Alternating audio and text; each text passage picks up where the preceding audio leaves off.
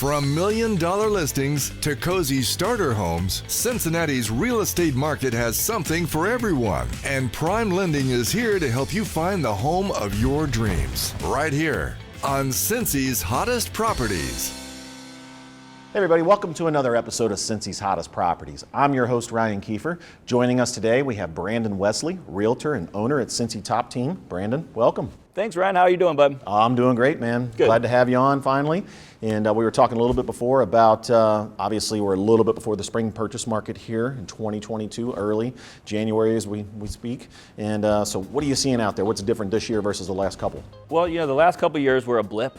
We couldn't really keep up with what was going on there, right? It was so new to us. I've been in the business for about 12 years now. So after a while, you're able to pick out where the seasonality is. Right. And for the last 2 years, we didn't have that. Right. So it's a lot more predictable now. We saw a little slowdown towards the end of last year, which is when it was supposed to have happened.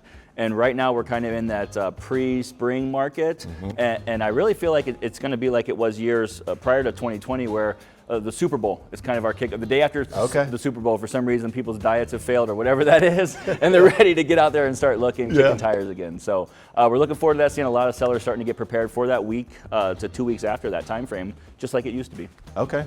Yeah, that makes sense. I know you kind of throw 2020 and 2021 out the window because they were just a blip, like you said, an aberration, whatever you want to call it, outlier, perfect way to put it. But, you know, normally in a market we see, I think it's 40% plus of all sales occur between March and June. So that spring market is obviously when a lot of those occur. So I guess knowing that that's going to happen, what would be some advice you would have for would-be home sellers right now? Well, I would say to do what a lot of other sellers are doing and start to kind of get on the ball right now, because the best comp you can have, but the worst competition you can have, right? Comp for competition in this case is your neighbor's house going on yesterday, or worst case tomorrow, right? And being right there next to you. So you want to be one of the first out there, knowing that there will be a little bit more listings this year and possibly an uptick in buyer opportunities to get a little better deal. Yeah, because buyer demand, we really haven't seen that slow down that much, even with the seasonality. A ton of buyers still out there, not enough inventory. That's been the story for the last 2-3 years now. So to your point, sellers could do themselves a favor and get out there ahead of the rest of the rat race, sort of. Yeah, because buyers are educated, right? They're starting to catch up to the numbers. So now, if you're still the only game in town, you're going to have that opportunity to get some of those prices that people were getting back June, July of this last year. Right. Now I know you kind of do some unique things in terms of trying to find homes to sell. That's right.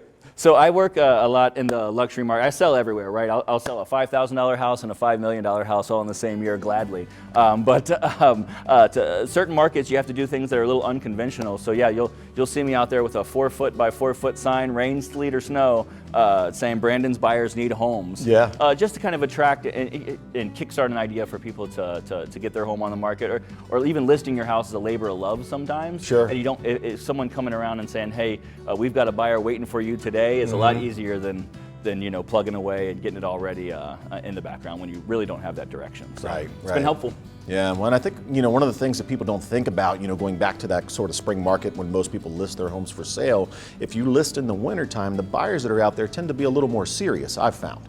Not sure if you've seen that as well. Absolutely. But you don't get the looky-loos that are out there at the open house on the weekend, just traipsing through your house. People that are out there buying in the winter, they usually gotta buy. They have to, yeah. It's a lot of times the effect of either about to be homeless because their deals come up, or they've been in mom and dad's basement for so long because they sold their house earlier on, they got the kids running around, they're over it, right?